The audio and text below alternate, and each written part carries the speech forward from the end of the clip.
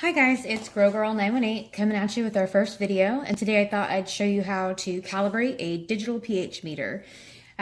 Just to go ahead and get things moving along quickly, you need to go ahead and fill each of the 3 glasses with 250 milliliters of distilled water.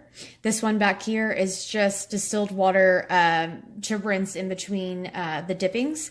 Now, each meter is going to have its own directions and ways to calibrate it, and this is how I do this particular one that I purchased on Amazon for about $15, $16. Nothing super high end, and it works very well. But you want to make sure that you calibrate these every so often. And inside of here, I'm not sure if you can see this, but there is like a glass vial there where it sits in its own, like, I guess what you might call a pH solution, and it needs to stay in there and be protected and stay wet at all times. So you always want to make sure you recover, after you use this. Just put the lid back on and make sure it's stored somewhere, where it can't just stay wet or get dried out all the time. Now we're going to go ahead and, as you can see, there's an on-off button and a calibration button. Now we're going to go ahead and dip it in the first solution, which is a 6.86. And once you hold it down in there, you're going to hold it for 5 seconds on this one. So I'm going to go ahead and turn this on. I'm going to go ahead and dip it in the solution. So I'm going to hold it down. Ready? 1, 2, 3, 4, 5. And as you can see, it says 6.86, just like this solution is here, which means that was done accurately.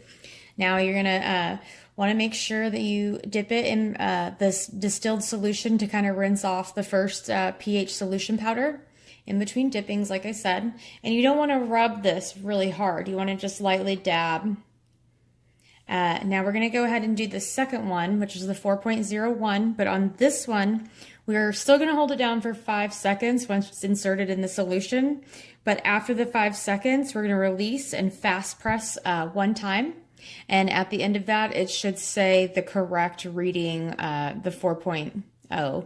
So here we go. 1, 2, 3, 4, 5, release, fast press. And as you can see, it says the correct reading of the 4.0. Okay, so we're going to dip it back in this solution here. It's just the distilled water. And we're going to dab that off again, just lightly dab. And now we're going to do the same on this one, but on this particular one, we are going to fast press it twice after we hold it down for the recommended 5 seconds. So here we go. 1, 2, 3, 4, 5, and fast press, and fast press. And as you can see, it does say the correct reading as it should, and that means the calibration is complete and we are ready to use it.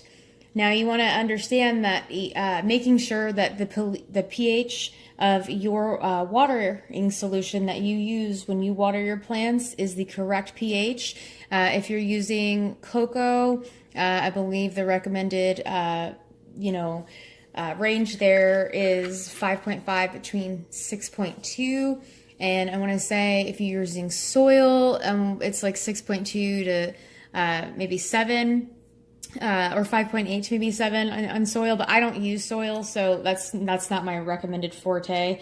But the most important thing to take away here is that you want to make sure that you check the sweet spots for whatever growing medium you're using, because if you have the wrong pH there, it can't uptake the nutrients that it needs. In fact, it may even lock itself out, and it may start looking like you have nutritional deficiencies that you actually don't. It's just not able to do anything. And if you don't correct that lockout, then your plants can very well deteriorate and die. So just make sure you lock that in so that your plants get the proper nutrition. And if you have any questions about this video today, feel free to message me on Instagram at growgirl918. Thank you.